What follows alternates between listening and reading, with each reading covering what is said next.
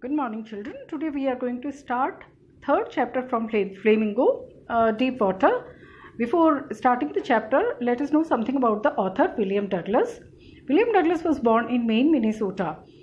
He graduated with English and economics, and for initial 2 years, he worked as a teacher. Later on, he pursued legal career and he became an advocate. He was, a leading advocate of individual rights. And for 36 years, he was a justice, and it is longest serving justice in the history of he was the longest serving justice in the history of the court. This particular chapter is an excerpt which is taken from Of Men and Mountains by William O. Douglas. In this particular chapter, he reveals that how when he was a young boy, he was nearly drowned in swimming pool, and this particular chapter is talking about how he developed fear of water and finally how he conquered it. The notable part is the autobiographical element, which is describing that what sort of fear or panic he experienced while he was drowning there in that YMCA pool. So let us begin the chapter. It had happened when I was 10 or 11 years old. He is narrating an incident when he was just 10 or 11 years old. He was just a young boy. I had decided to learn to swim. There was a pool at YMCA in Yakima that offered exactly the opportunity. Children, it is very safe if you want to start learning the skill of swimming. The best is that you should go there at the pool because it is considered as safe. The Yakima River was treacherous. He was there in Yakima, and the river that flows there at this place is Yakima River. It is considered as treacherous. Now, treacherous something that cannot be trusted. And the reason for that was that there were a good number of drownings there in this river. Mother continually warned against it and kept fresh in my mind the details of each drowning in the river. And obviously, his mother was quite worried about this nature of Yakima River, and that is why she kept on warning him by giving details of each drowning that took place there in that river. But the YMCA pool was safe. It was only 2 or 3 feet deep at the shallow end, and while it was 9 feet deep at the other, the drop was gradual.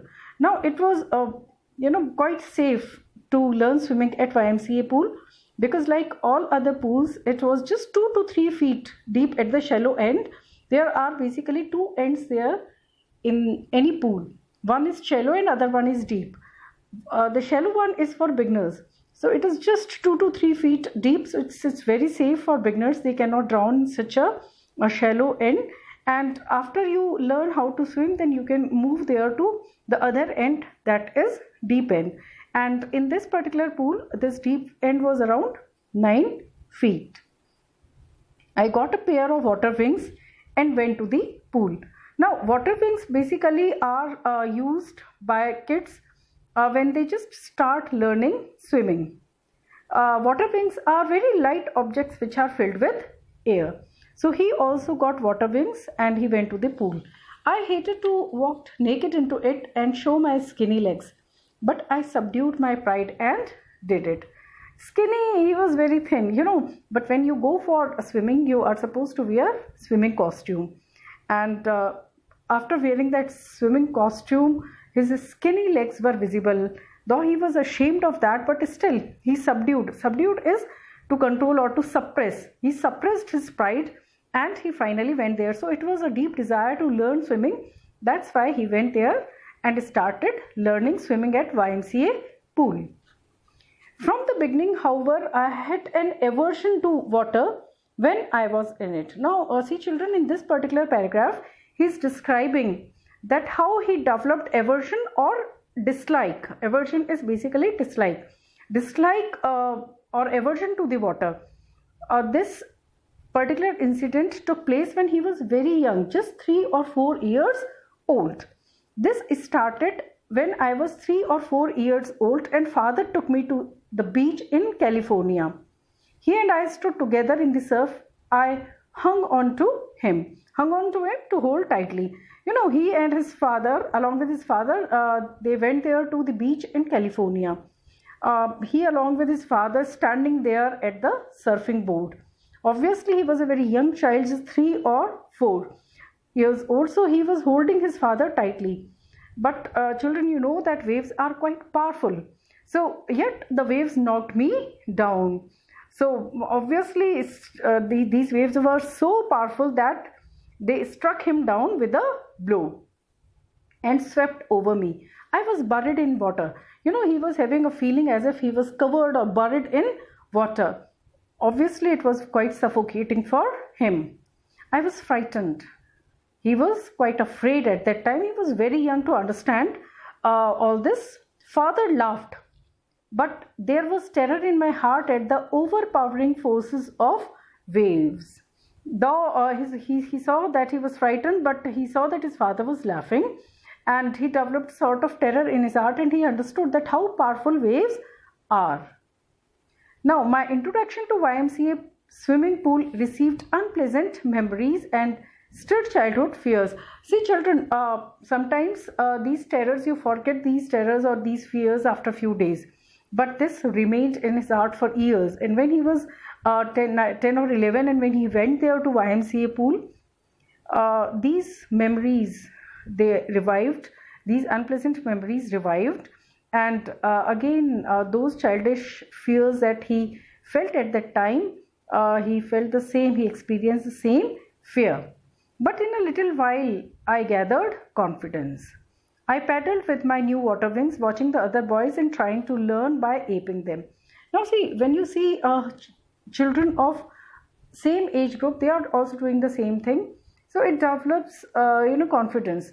So he also developed confidence little later, and in few days he started going there in the water, started paddling, and all the time he was having his own water wings. So he was quite, he was getting or gathering or collecting confidence. So he was now getting confident there in the water. He was watching other boys, the way they were swimming, and he was trying to ape them or imitate them. Aping is basically imitating or copying them. I did this 2 or 3 times on different days and was just beginning to feel at ease in the water when the misadventure happened. Now, for 2 or 3 times he did the same thing, and when he was in water, now he was feeling quite comfortable, or he started feeling at ease in the water. But as this happened, as he was getting comfortable there in the water, a misadventure took place. Now see what misadventure he's talking about. Now children, you should be very careful about this particular word misadventure, because see in in previous paragraph we have seen word aversion was used. So in case if question comes that how he developed aversion to the water, you are supposed to write the incident that took place there at the beach in California. And in case if question is asking about misadventure, then only you are supposed to write the incident that I am going to narrate in the coming paragraph, right? I went to the pool when no one else was there. The place was quiet, the water was still, and the tile bottom was as white and clean as a bathtub. Now he went there to the swimming pool, and that day no one was there. So obviously it was quiet. Water was still, and it was so clean. The water was so clean that he was able to see the tiles of the bottom of this pool. They were as clean as bathtub. I was timid about going alone. Obviously, just 2 or 3 times he was there in the water and he just started feeling comfortable. But still, he was not that much confident to enter there in the water alone. So obviously, he sat there by the pool side of the pool, and he was waiting for other children to come so that he can enter there in the water. I had not been there long when in came a big bruiser of a boy, probably 18 years old. For some time he was sitting there, and then he observed that a big bruiser of a boy, the one who is a large burly person, he came there, and this boy, he was around 18 years old. He was quite young. He had thick hair on his chest. He was a beautiful physical specimen with legs and arms that showed rippling muscles. He yelled, "Hey, skinny, "Hi, Skinny, how would you like to be ducked?" Now, see, he came there. He was quite physically quite strong, and he was showing rippling muscles. Rippling muscles, basically, rippling is wavy motion in appearance. When he was walking, his muscles they were showing motion. It was visible that he was quite strong. And when he saw that this child was sitting alone there by the side of the pool, so what he said is, "Hi, Skinny," yelled is when you say something in a very loud voice. "Hi, Skinny, how would you like to be ducked?" Now, this ducked word means when you thirst someone there or somebody there in water for momentarily or for a short time period. This is called as ducked. So what he yelled, what he shouted, "Hi, Skinny, how would you like to be ducked?" Now, children, he was not replying anything. Before he could reply anything, what this big boy did, with that he picked me up and tossed me into the deep water. Tossed me when you throw someone there in the water. So what he did is he was sitting there by the side. This boy, he was quite strong, as we have already seen. So he just picked him up and threw him there at the deep end. Now, children, see, this boy, little boy, he was not able to swim properly. He was just at the very initial stage of learning swimming, and 9 feet deep end was around 9 feet deep.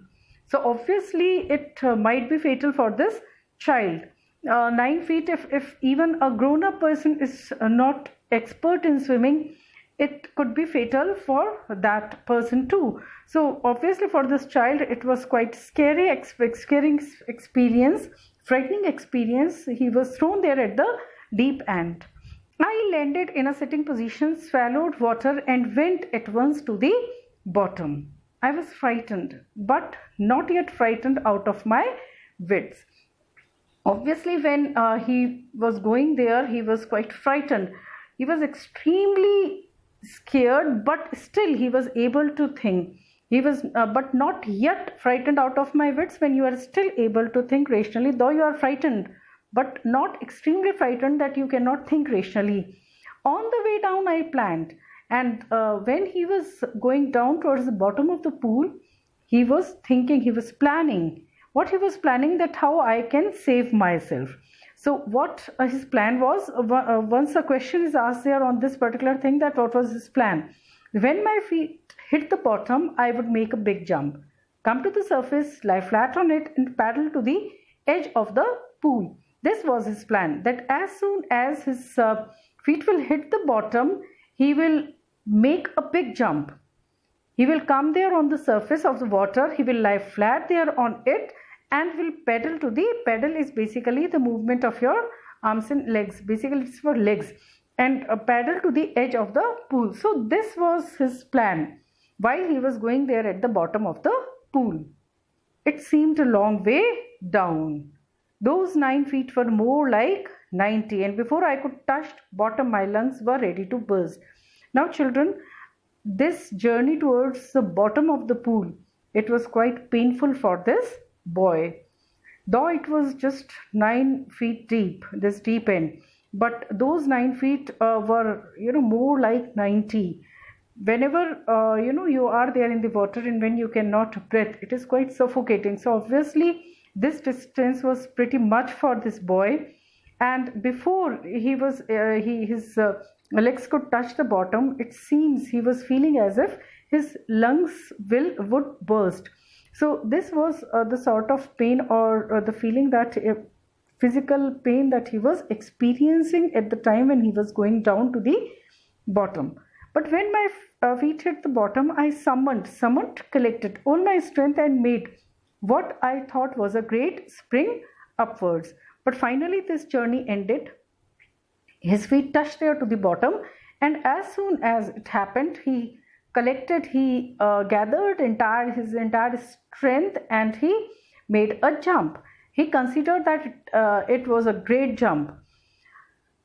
I imagined I would bob to the surface like a cork.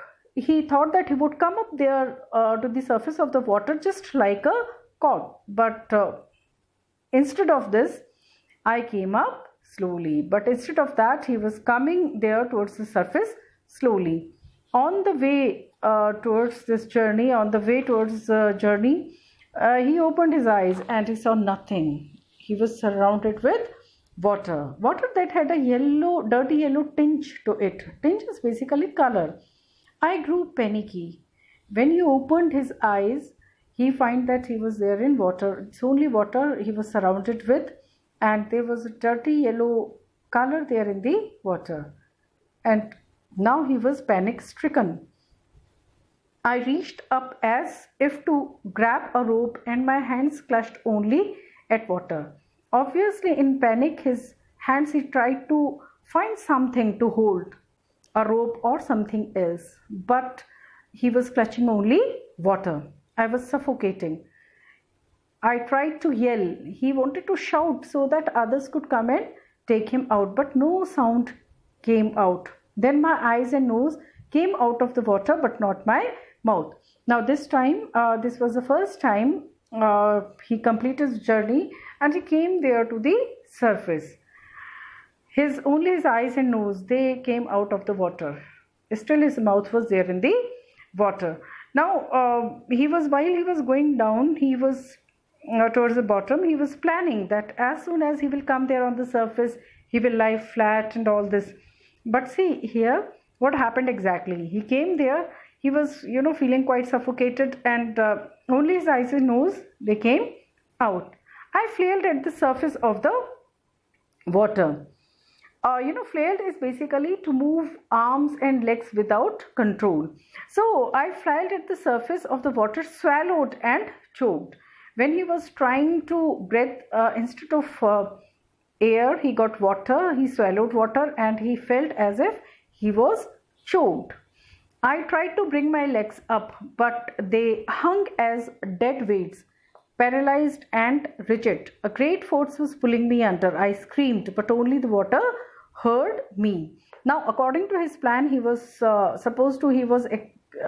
to lie flat there on the surface.